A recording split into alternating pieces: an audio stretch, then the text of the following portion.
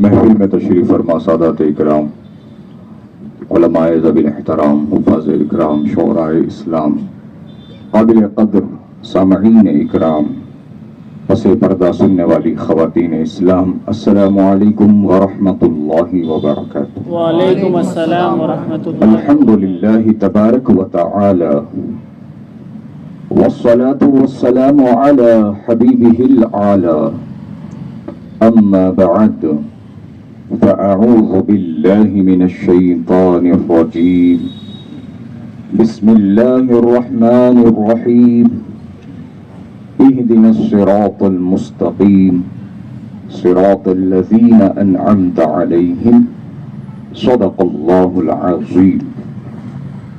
اعلی حضرت سبحان اللہ، امام اہل سنت سبحان اللہ، مجدد دین و ملت الشاہ امام احمد رضا خان فاضل عجم و عرب، عظمت اہل بیت اطہار،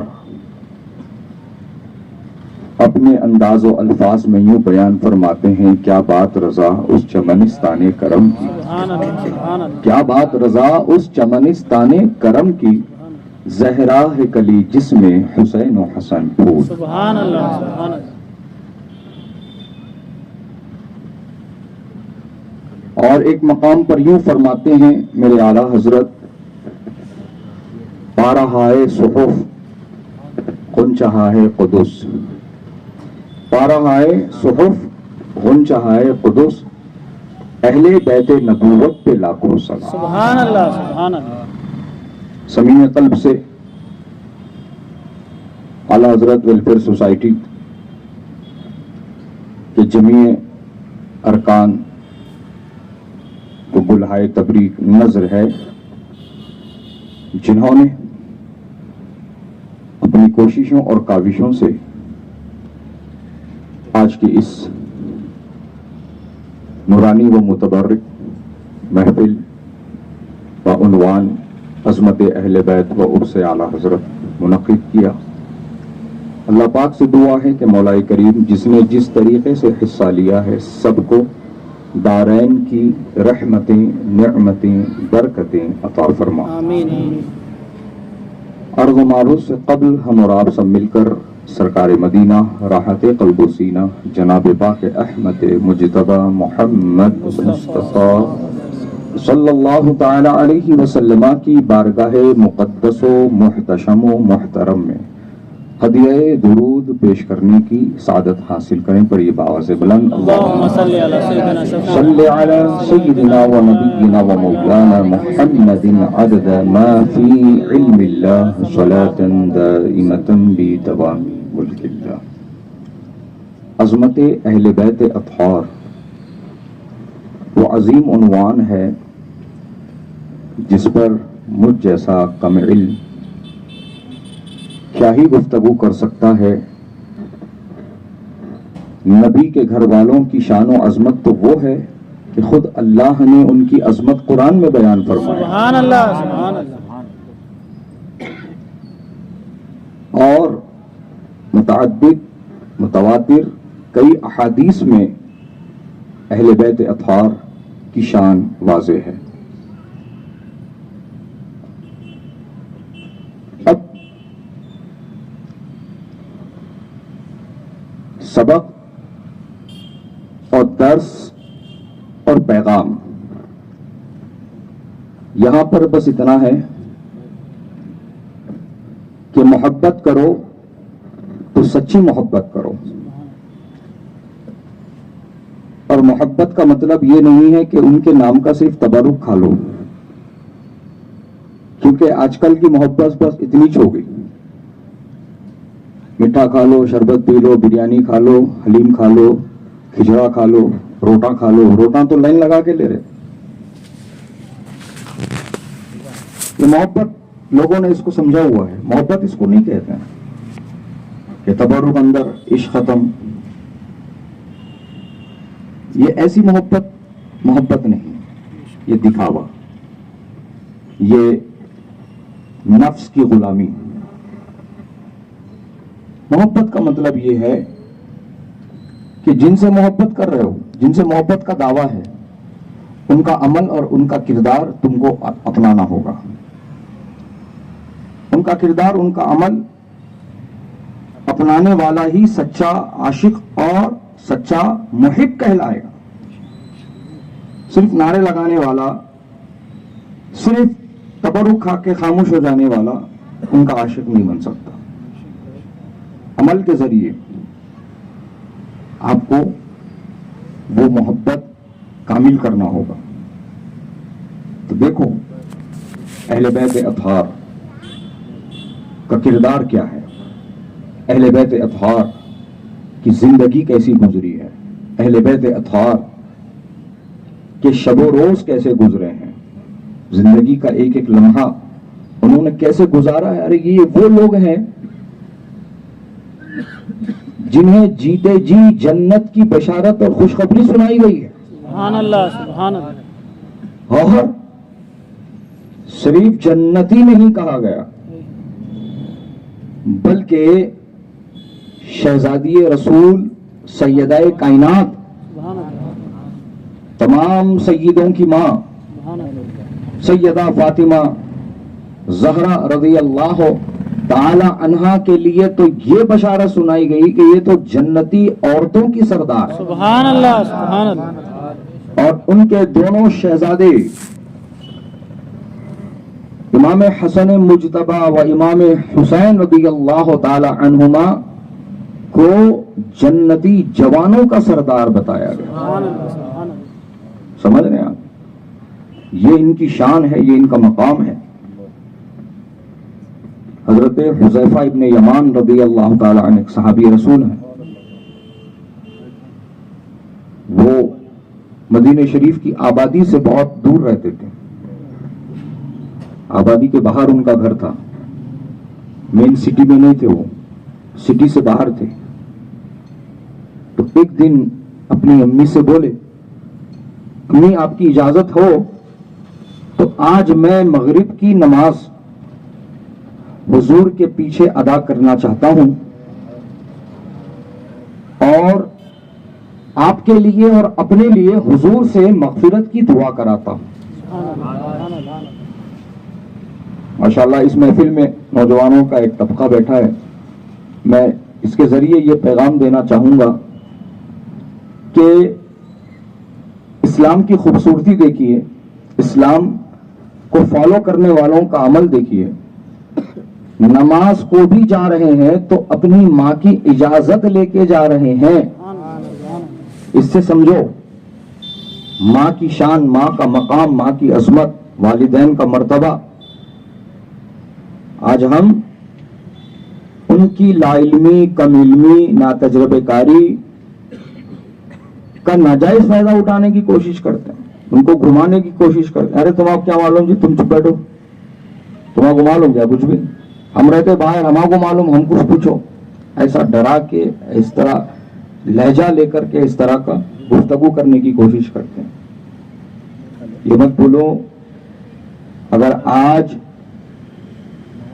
تم بولنے کے لائق ہوئے ہو نا تو ان کی محنتوں اور پرورش کا نتیجہ ہے.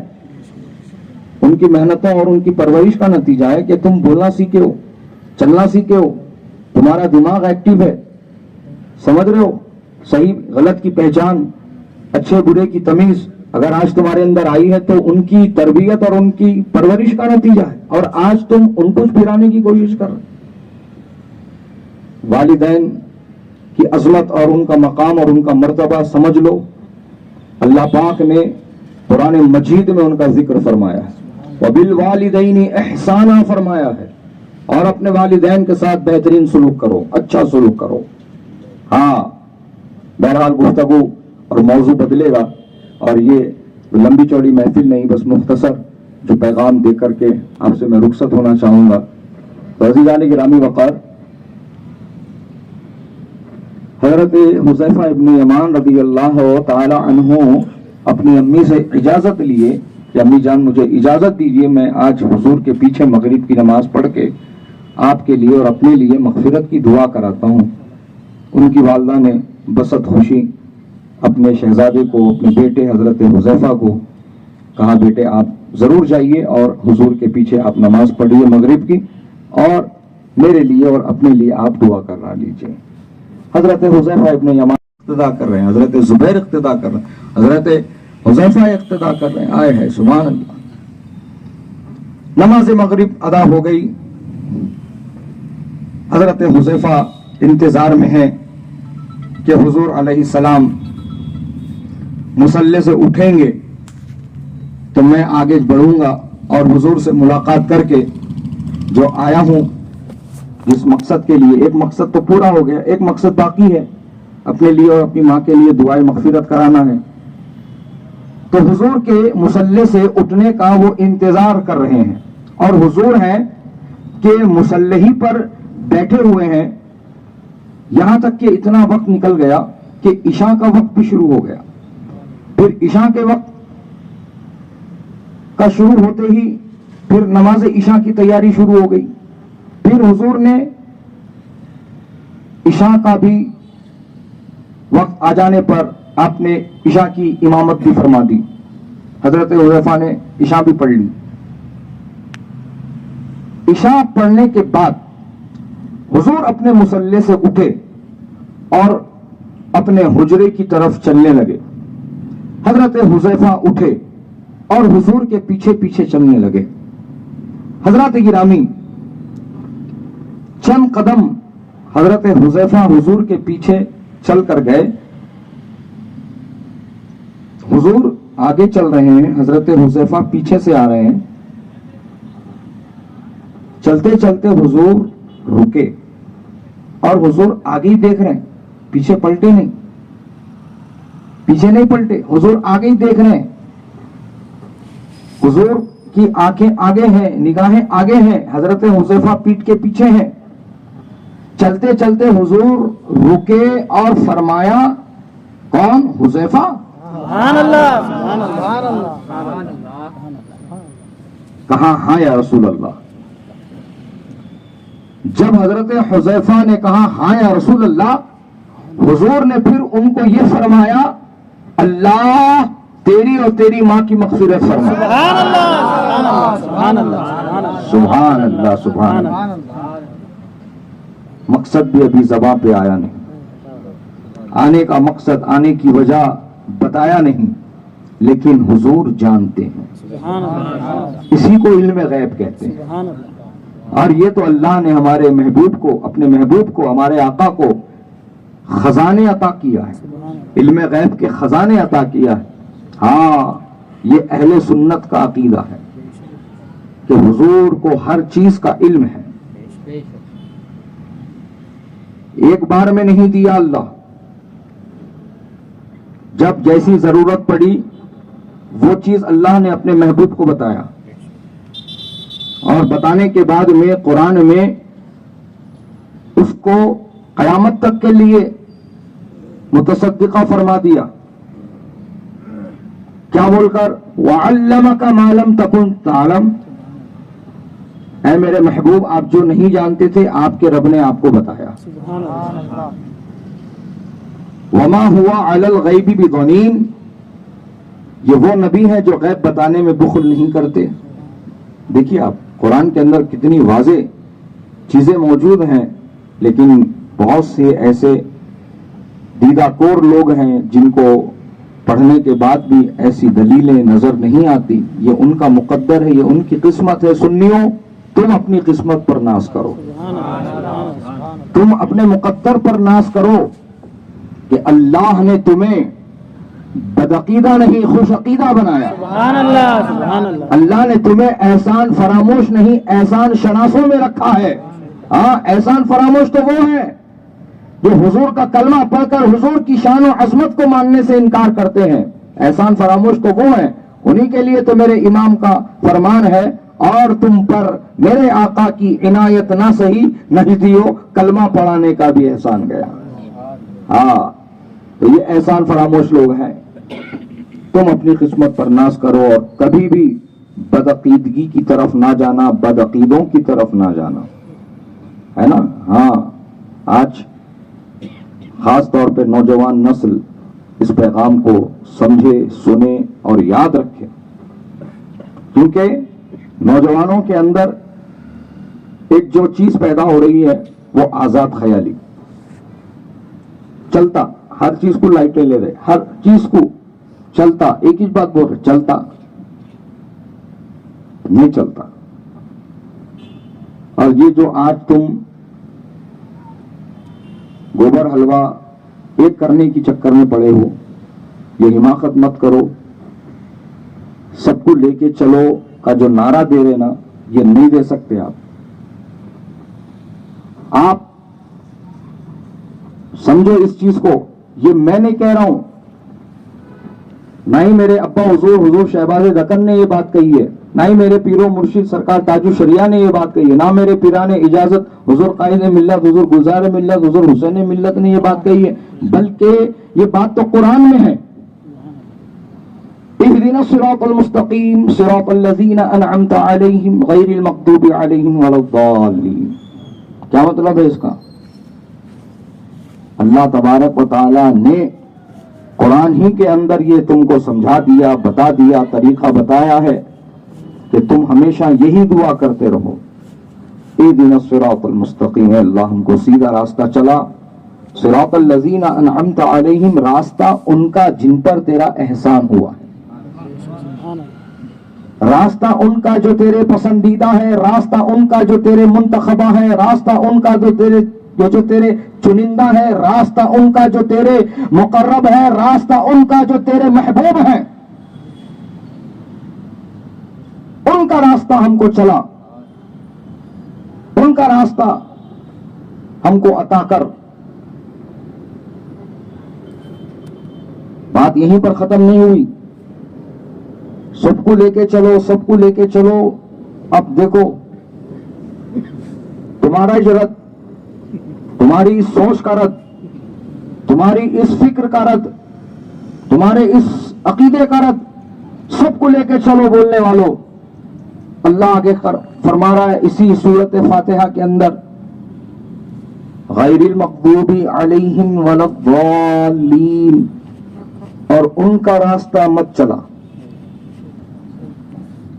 ان کا راستہ مت چلا، ان کے ساتھ ہمیں مت رکھ، ان کے ساتھ ہمارا شمار مت فرما،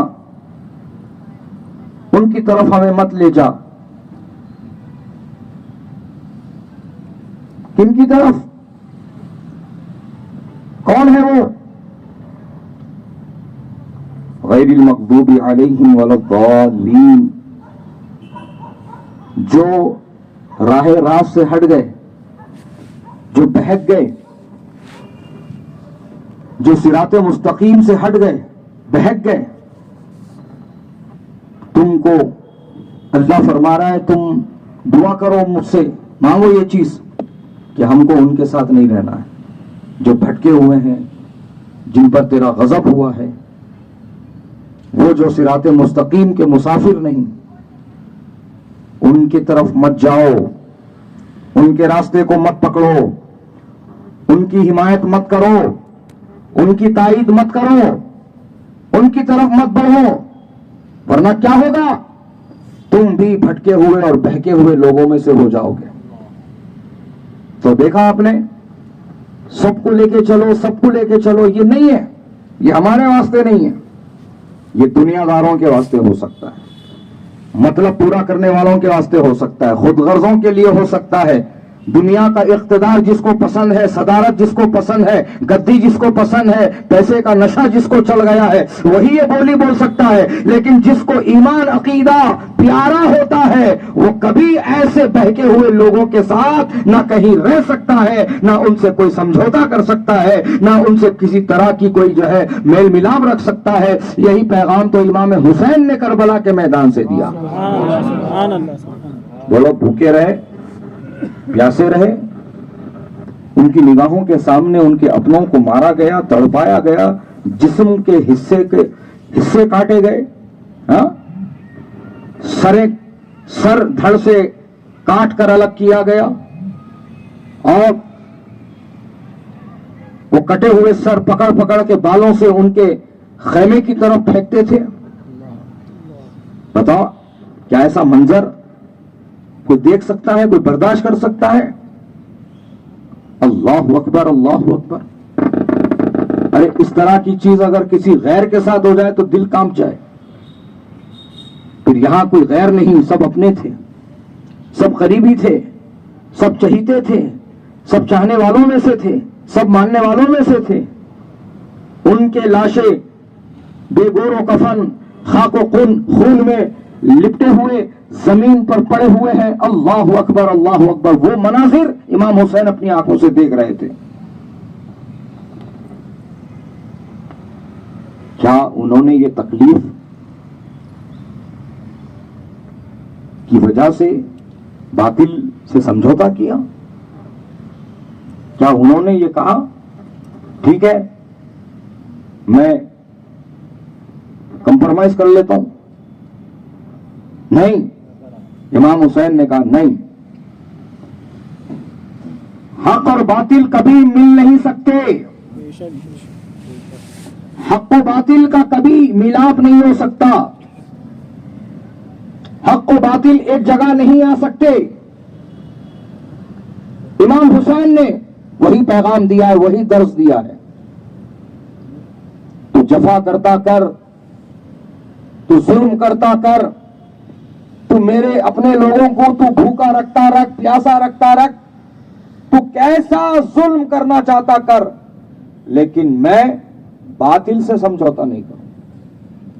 میں باطل طاقت سے سمجھوتا نہیں کروں گا. یہ پیغام دیا امام حسین. اور اسی عمل اور کردار کو عملی جامہ پہنانے والی ذات وہی دنیا امام احمد رضا خان کہتی ہے. سبحان اللہ سبحان اللہ. سمجھ میں آ رہی ہے بات؟ کردار امام حسین کو زندہ رکھنے والے کا نام امام احمد رضا خان ہے، جن کے سامنے بہت بڑے بڑے چیلنجز آئے، بہت بڑے بڑے رکاوٹیں آئیں، دشواریاں آئیں، پریشانیاں آئیں، لیکن امام نے ہمت نہیں ہاری. کیوں کہوں بے کس ہوں میں، کیوں کہوں بے بس ہوں میں. ہاں یہ طریقہ تھا میرے امام کا.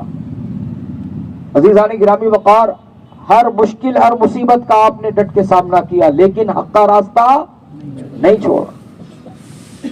یہ ہے حسینی کردار. حق کا راستہ نہیں چھوڑنا، چاہے کتنی تکلیف کا سامنا کرنا پڑے، کتنی مشکلات اور مصیبتوں کا انبار آپ کے سامنے آ جائے، لیکن آپ کو حق کا راستہ نہیں چھوڑنا. آج ہم دنیا کے طلبگار ہو گئے، دنیا کے چاہنے والے ہو گئے.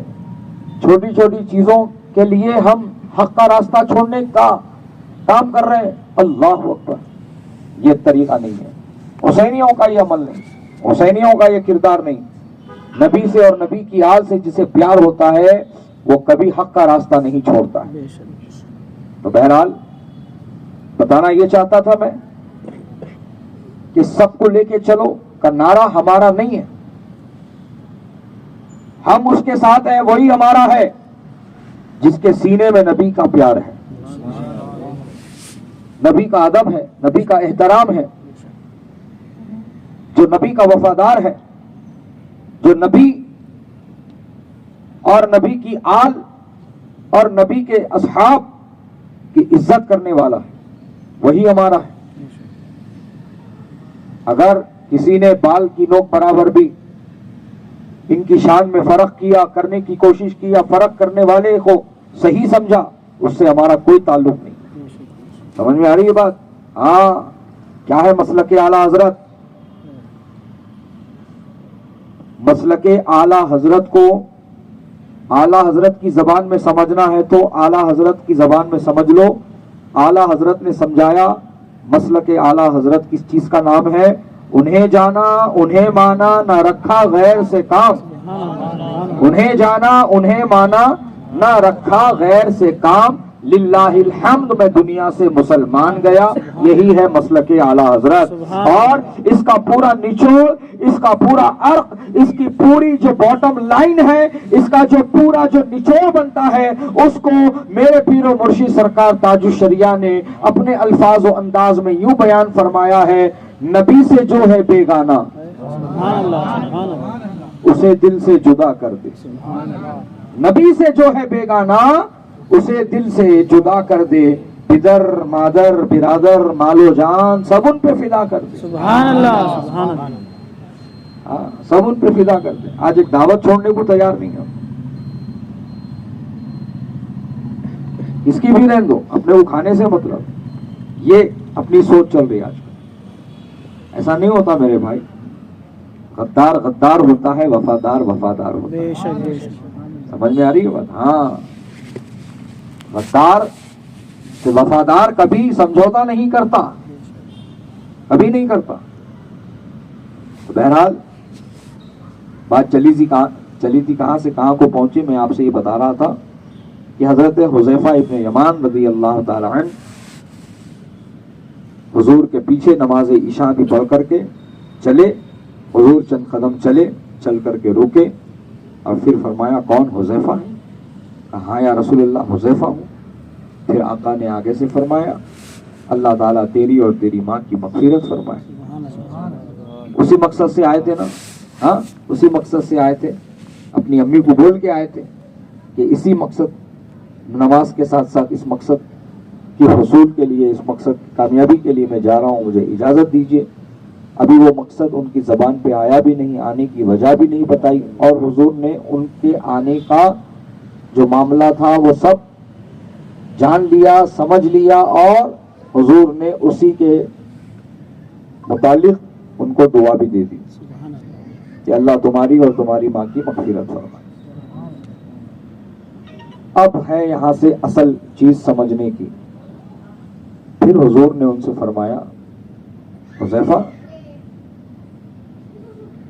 ایک فرشتہ آیا ہے جو آج سے پہلے دنیا میں کبھی نہیں آیا. یہ آسمانوں میں ہی تھا. اس نے اللہ تعالیٰ سے بار بار یہ معروضہ رکھا کہ اللہ مجھے اپنے محبوب سے ملاقات کا ایک موقع عطا کر. سبحان اللہ. میں تیرے محبوب سے ایک بار ملنا چاہتا ہوں, مجھے ایک بار موقع عطا کر. واہ واہ سبحان اللہ. سبحان اللہ. یہ انتظام اللہ کی طرف سے, کرفیو ہو, لاک ڈاؤن ہو, کہ کوئی بھی ایسی چیز, ایسی رکاوٹ کہ کوئی مدینہ شریف نہیں جا سکتا, کوئی مشکل نہیں. اللہ نے ایسا انتظام کر دیا کہ صبح میں 70,000 فرشتے اور شام میں 70,000 فرشتے نبی کی بارگاہ میں حاضری کے لیے آتے ہیں. سبحان اللہ سبحان اللہ. اور سنو, جسے ایک بار موقع مل گیا پھر صبح قیامت تک دوسرا موقع نہیں ملنے والا اس کو. صبح قیامت تک اس فرشتے کو پھر دوسرا موقع واپس آنے کا نبی کی بارگاہ میں حاضری کے لیے نہیں ملنے والا ہے, کیونکہ آلریڈی اتنے ویٹنگ میں کھڑے ہوئے ہیں. اللہ اکبر اللہ. تو بہرحال حضرت حذیفہ سے میرے نبی نے فرمایا حذیفہ ایک فرشتہ آیا ہے جو آج سے پہلے دنیا میں کبھی نہیں آیا تھا, پہلی مرتبہ آیا ہے, اور یہ مجھ سے ملاقات کا مشتاق تھا, خواہش مند تھا. اللہ نے اس کی تمنا کو پورا فرمایا اور وہ آیا ہے.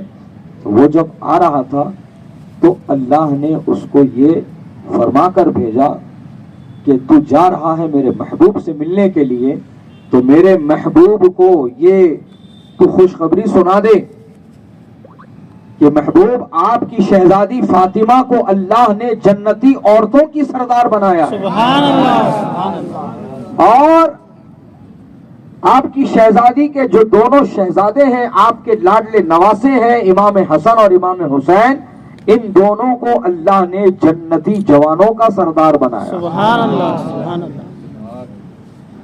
الحسن والحسین سیدا شباب اہل الجنہ.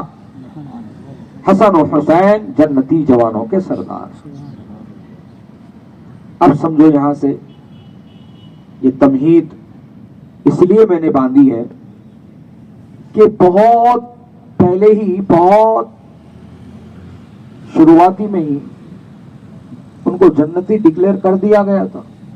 جنتی نہیں، جنتی جوانوں اور جنتی عورتوں کا سردار بھی ڈکلیئر کر دیا گیا تھا. اس کے بعد ان کا کردار کیا رہا، اس کے بعد ان کا عمل کیا رہا؟ کیا انہوں نے منمانی کی؟ کیا انہوں نے طبیعت پر عمل کیا؟ کیا انہوں نے احکام شرع کی حکم عدولی کی؟ کیا انہوں نے وہ کیا جو انہیں اچھا لگتا ہے، وہ پسند کیا جو انہیں پسند ہے؟ نہیں، بلکہ ان کی زندگی کا ایک ایک لمحہ اطیع اللہ و اطیع الرسول میں گزرا. ہاں؟ جنتی ڈکلیئر ہو گئے. ابھی اپنا فیصلہ ہونا باقی ہے تو اتنی بے فکری ہے، او ہو کوئی چیز کا ہوش نہیں ہے.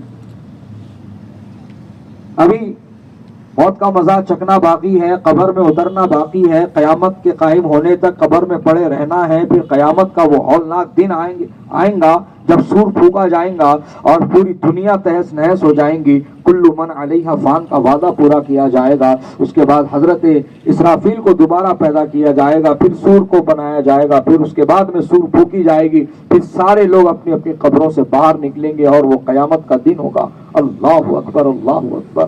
50,000 سال کے برابر ایک دن ہے. وہ 50,000 سال کے برابر ایک دن بنایا گیا ہے. قیامت کا ایک دن، پورے حسابہ ہوں گے اس کے اندر.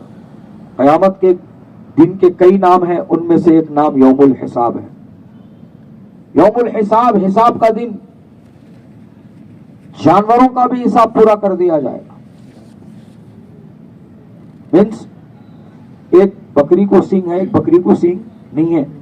وہ بکری جو سنگ والی ہے انہیں کیا کری؟ بغیر سنگ والی بکری کو سنگ ماری تھی. تو اب اس کو سنگش نہیں ہے جو مار کھائی. اب انہیں بدلہ کیا لیں گی؟ انہیں اس کے پاس سنگ نہیں ہے. سنگ تو اس کو پاس تھے، اس نے اس کو مارا تھا. اب اس کے پاس سنگ نہیں ہے، انہیں کیسا اس کو مار کے بدلہ لیں گی؟ دنیا میں حساب رہ گیا تھا، لیکن وہ حساب آخرت میں پورا ہوگا. اللہ تعالیٰ وہ سینگ والی بکری کے سینگ اس بکری کو عطا کرے گا جس کو سینگ نہیں تھے، اور اللہ فرمائے گا تو مار کے حساب پورا کر لے. ایک سینگ کا بھی حساب نہیں چھوٹ رہا. ایک بکری، ایک بغیر سینگ والی بکری کو سینگ ماری تھی سینگ والی بکری نے، تو اس کا بھی حساب پورا ہو رہا. تو تمہارا ہمارا حساب کیسا بچیں گا ذرا سوچ لو. اسی لیے کہتا ہوں عقل مند وہی ہے جو دنیا کا حساب دنیا میں پورا کر لے. دنیا کا حساب کھینچ کے اگر آخرت میں لے گئے بہت مشکل ہونے والی ہے، بہت تکلیف میں پڑنے والے ہیں، سوائے افسوس کے وہاں کچھ باقی نہیں رہے گا. دنیا کا حساب دنیا میں رکھو. ہاں، حقوق اللہ بھی ادا کرو، حقوق العباد بھی ادا کرو. اور جتنے امن چین سکون کے خواہاں لوگ ہیں، پسند کرنے والے لوگ ہیں، چاہتے ہیں پوری دنیا میں امن اور سکون قائم ہو جائے، کوئی تکلیف میں نہ ہو، کوئی برباد نہ ہو، کوئی تکلیف میں نہ جائے، کوئی بھوکا نہ سوئے، کوئی پریشان نہ ہو، سب سکون سے رہے. تو اس سکون کو قائم کرنے کے لیے کیا کیا جائے گا؟ کیا صورت ہے اس کی؟ کیا طریقہ کار ہے؟ تو حضور شہباز دکن اکثر فرمایا کرتے تھے، حقدار کو اس کا حق دے دو، امن قائم ہو جاتا. کتنا پیارا طریقہ. حقدار کو حق دے دو، اس کا امن قائم ہو جاتا. ساری بے امنی، بے چینی، بے کلی جو ہے نا، حقدار سے حق چھیننے کے بعد ہی ہے. حقدار کا حق دبا لینے کے بعد ہی ہے. حقدار کا حق ختم کرنے کے بعد ہی ہے. حقدار کو اس کا حق دے دو، امن قائم ہو جاتا، جھگڑے ختم ہو جاتے. تو اتنی تکلیفوں کو برداشت کیا ان لوگوں نے، لیکن راہ راست کو کبھی نہ چھوڑا، عبادتوں کو نہ چھوڑا. मनमानी नहीं की, भूखे रह गए, भूखे रह गए। सैयदा फातिमा ज़हरा रज़ी अल्लाह ताला अन्हा की जो चादर थी ना, उस पे कई पेवन लगे हुए थे। जन्नती जवान, जन्नती औरतों की सरदार हैं, शहजादी रसूल हैं। यहूदी औरतें जो है घर में दावत रखे और खास तौर पर हुजूर से इजाजत लिए कि आप अपनी शहजादी को भेजिए। मकसद क्या था उन यहूदी औरतों का?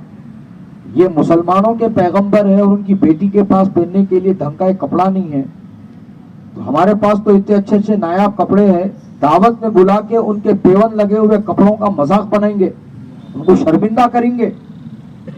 ये प्लान बनाए थे यहूदी औरतें।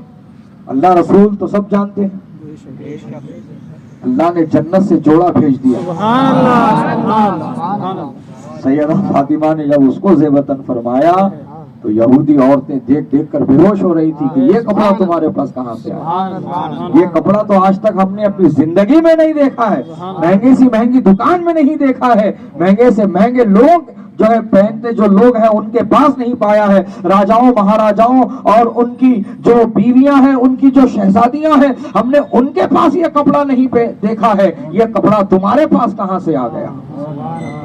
ये है सैयदा फातिमा, सैयदा कायनात का मकाम, अज़ीज़ान गिरामी वक़ार। तो बहरहाल उन्होंने दुनिया को नहीं चुना, आखिरत पर नजर रखी, कब्र पर नजर रखी, मौत को याद रखा। आखिरत में अल्लाह के हुजूर हाजिर होना है, सवाल और जवाब होना है, हिसाब व किताब होना है, उसको याद रखा। तुम्हारे को आज वो छोड़कर सारे हिसाबा याद है, किसको कितने जाना है, किस तरह से कितने आना है, कौन कितने बाकी है, किसको अपन बाकी है, छुट्टी वाले के कितने बाकी है, EMI कितने बाकी है, फलां के कितने बाकी है, फलां के कितने बाकी है, सारे हिसाब अपने को मालूम है सिवाय आखिरत के हिसाब के। ये है गफलत की जिंदगी जो हम जी रहे हैं, इससे पहले कि बहुत देर हो जाए। और अल्लाह ताला का जो वादा है, कुल्लु नफ्सिन ज़ाइक़तुल मौत, हर नफ्स को मौत का मजा चखना है। अल्लाह पाक अपना ये वादा पूरा कर दे आपके हमारे साथ, और उसके बाद तो फिर मामला ही खत्म हो गया, अमल का ताल्लुक खत्म हो गया। कब्र में कोई अमल नहीं है, कब्र में कोई नमाज नहीं, रोजा नहीं, हज नहीं, ज़कात नहीं, इबादत नहीं, नफिल नहीं, वाजिब नहीं, वितर नहीं, कुछ नहीं। हाँ, एक अमल है, एक अमल हो सकता है, वो अमल भी तब मुमकिन है जब दुनिया से आदत बनाएंगे आप। वो अमल है, एक अमल है, खाली एक अमल हो सकता है, वो भी तब मुमकिन है जब आप दुनिया से उसकी आदत बना के जाओगे। वो कौन सा अमल है भाई? कुरान शरीफ की तिलावत। कुरान शरीफ की तिलावत। जैसा कि कोई मेरा भाई फजर की नमाज के बाद सूरह रहमान पढ़ने की आदत बना लिया, मगरिब के बाद सूरह कहफ पढ़ने की, सूरह मुजम्मिल पढ़ने की आदत बना लिया। समझ रहे हैं आप? कुछ ऐसे जो खास सूरह हैं कुरान शरीफ के, वजह तो हर सूरत खास है, लेकिन अमल के तौर पर, मामूल के तौर पर कुछ लोग सूरह यासीन पढ़ते हैं, ज्यादा कसरत से पढ़ते हैं, है कि नहीं? कोई सूरह कहफ पढ़ते हैं, कोई सूरह रहमान पढ़ते हैं। तो ये जो दुनिया में आप इसका मामूल बनाएंगे, रोजाना इसको आप कंटिन्यूएशन में रखेंगे, मर जाएंगे, कब्र में लिटा दिया जाएगा, वहां तो कोई कुरान शरीफ रख के नहीं जाएगा, बल्कि अल्लाह ताला अपनी कुदरत से जो वक्त में आप दुनिया में जमीन के ऊपर जब थे, जब आप पढ़ते थे ना, वही सेम टाइम पे अल्लाह ताला कुरान के वो अल्फाज आपकी जबान पे जारी फरमा दे। सुभान अल्लाह। तो उसके लिए यहाँ से प्रैक्टिस जरूरी है ना। अपन तो कुरान शरीफ को छूना तो दूर, देखने की भी जहमत नहीं कर रहे हैं आजकल। कितने ऐसे घरा मिलेंगे अपने को, अचानक घर में जाके जरा कुरान शरीफ तो दियो बोले तो एक दूसरे के सूरत देख लेने वाले हैं। कहाँ है कुरान शरीफ?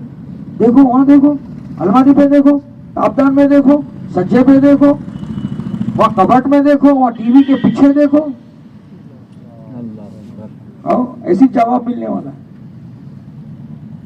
ढूंढ ढूंढ के निकाले तो जाले गरद, हाँ? मैले कुचैले कपड़े में लपटा हुआ कुरान का नुस्खा मिलेगा घर के अंदर। कब लाए थे जी? ये घर शिफ्ट करे वक्त में लाए थे, बरकत आती हुई। कोई छूने वाला नहीं है उसको, कोई पकड़ने वाला नहीं है उसको, पढ़ने वाला कोई नहीं उसको। ये हालत है। कुरान शरीफ को कहाँ पे रख के भूल गए? मकड़ी के जालों में है कि उन्हें धूल में है कि गरद में है कि उन्हें फटरी की, टूटरी की, गलरी की, दीमक पकड़ रही की, क्या भी मतलब नहीं है। टीवी चमक रहा, सेटअप बॉक्स चमक रहा, मोबाइल का स्क्रीन चमक रहा। हालत तो ये है, लोग रिमोट कंट्रोल भी पोच पोच के रख रहे हैं। कहीं को बोले तो रोज इस्तेमाल होने की चीज है ना, वो पूरा मेंटेन है, पूरा मामला वो पूरा मेंटेन है। कुरान शरीफ बोले तो कोई भी मर गए क्या पूछ रहे हैं, ये हालत है। यानी कि उन लोगों को ये समझ में आ रहा कोई मर रहा तो पढ़ना है, कोई मर गया तो पढ़ना है, नहीं तो पढ़ना ही नहीं। तो बहरहाल वक्त रहते होश के नाखून ले लो, अपने अमाल का मुहासबा कर लो, अच्छी जिंदगी गुजारने वाले बनो। अमल के जरिए, किरदार के जरिए, अखलाक के जरिए, इंसानियत के जरिए, शराफत के जरिए जिंदगी को गुजारने वाले बनिए। इंशाअल्लाह इसका फायदा जीते जी भी होगा, बाद मौत भी होगा। अल्लाह मुझे कहने से ज्यादा, आपको सुनने से ज्यादा अल्लाह हम सबको अमल की तौफीक अता फरमाए। सरकार सैयदी आला हजरत के उर्स से भी निस्बत है इस महफिल को, तो फिर तबरुकन मैं सरकार आला हजरत के ताल्लुक से बस इतना ही कहना चाहूँगा कि आला हजरत की वो ज़ात है जिसे अल्लाह की निशानियों में से एक निशानी कहा गया, रसूलुल्लाह के मोजज़ों में से एक मोजज़ा बताया गया, गौसे आजम की करामतों में से करामत बताया गया, गरीब नवाज की अताओं में से एक अता बताया गया। समझ में आ रही है बात? हाँ, जिनको अल्लाह ताला ने ऐसा ज़हनो दिमाग, कुव्वते याददाश्त, कुव्वते हाफिजा का मालिक बनाया, इतनी खूबियां, इतनी सलाहियतें उनके अंदर रख दी कि आज दुनिया पीएचडी कर रही है उनकी जात के ऊपर। दुनिया के बड़े बड़े स्कॉलर्स, बड़े बड़े डॉक्टर्स रिसर्च कर रहे हैं उनके ऊपर, पीएचडी कर रहे हैं उनके ऊपर, थीसिस लिख रहे हैं उनके ऊपर, और आखिर में लिख लिख के कलम तोड़ दे, और तोड़ने के बाद में ये बोल रहे आपका नाम अहमद रजा खान है, आपका नाम अहमद रजा खान है। हमारी जिंदगी मुकम्मल हो गई उनको पढ़ते पढ़ते, उनको समझते समझते, अभी तक हम अहमद रजा के अलिफ में रह गए। इतना पढ़ने के बाद, इतना उनको समझने के बाद हम अहमद रजा के अलिफ में रह गए।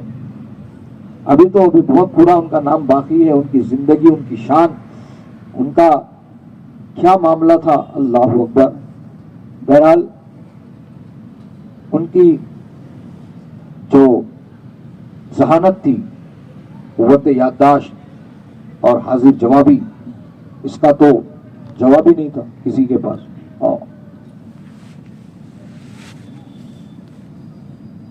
एक मौके से जब उस वक्त यहाँ इंडिया में अंग्रेज थे, ईस्ट इंडिया कंपनी, ब्रिटिश के लोग थे, वो लोग जो है नए नए फितने डालते रहते थे लोगों के बीच में। एक फितना उठाए, क्या बोल के, मुसलमान जो दाढ़ी रखते ये चीज खिलाफे फितरत है। क्यों? बोले जब उन्होंने पैदा हुए थे दाढ़ी लेके पैदा हुए थे, दाढ़ी नहीं थी ना उनको, ये बाद में बढ़ाए इन्हों, इस वास्ते ये खिलाफे फितरत चीज है। ऐसा फितना उठाए, मुसलमानों को वरगलाने, बहकाने और दाढ़ी कटाने के ऊपर मजबूर करे, یہ پوری سازشیں رہتی ہیں ان لوگوں. اور آج دیکھو آپ جتنے بھی کارپوریٹ آفیسز ہیں, داڑھی الاؤڈ نہیں ہے مسلمان کو. جاب ہائی فائی رہیں گی, آپ کی کوالیفیکیشن بھی ہائی فائی رہیں گی, پورے ہر چیز ایک دم پرفیکٹ میچ رہے گا, مگر آپ کی داڑھی دیکھتے کاٹا ہوتا اس کو. Sir sorry sir, beard not allowed, you have to remove your beard first. آپ کو آپ کی داڑھی نکالنا پڑتا. You have to be a clean shape and being a gentleman. آپ کو کلین شیپ ہو کر کے جینٹل مین بن کے آنا پڑے گا. یہ پیغام دیا جاتا ہے ان کو. اسی وقت منہ پہ بولنا, اگر تیرے اندر ہمت ہے تو یہ جو بات میرے کو بول رہا, یہ تو کسی سکھ کو بول کے بتا.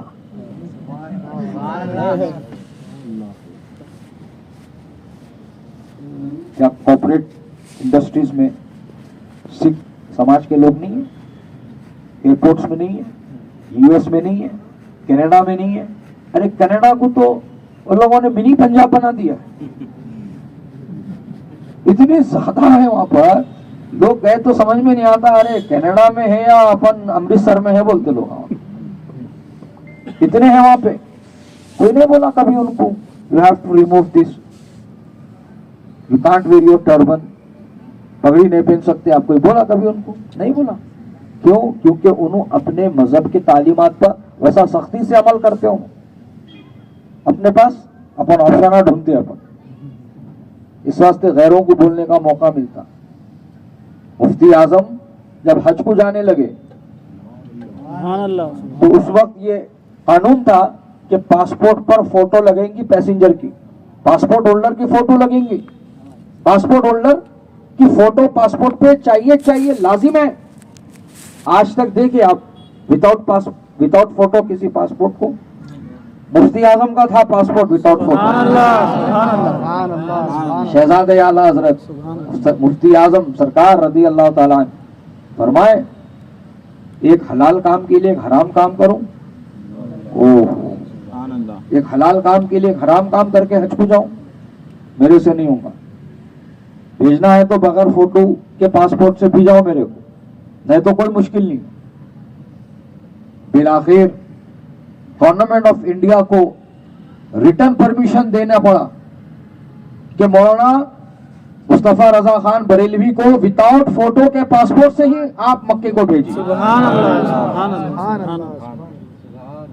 منانا پڑتا تو مانتے جی, تو مچ مان لیتے رہتے نا خالی. کٹا دو اوکے سر, مٹا دو اوکے سر, نماز چھوڑ دو نہیں پڑھ سکتے نماز اوکے سر. یہ ہے تمہارا عمل. تمہارے کو دنیا پسند ہے, دنیا عزیز ہے تمہارے کو, اسی لیے اپنے اندر فکر آخرت پیدا کرو. میں یہی پیغام دینا چاہ رہا ہوں. تو بات ختم کروں. اعلیٰ حضرت سے کسی نے آ کر کے ان کی بیٹھک میں بتایا کہ حضرت ابھی یہ انگریزاں ایک نیا فتنہ لے کے آئے, کیا ہوا؟ تو بولتے پھر رہے مسلمان جو داڑھی رکھتے ہیں یہ خلاف فطرت ہے, کیونکہ جب وہ پیدا ہوئے تھے ان کو داڑھش نہیں تھی, بعد میں انہوں نے پال لی ہے اس کو.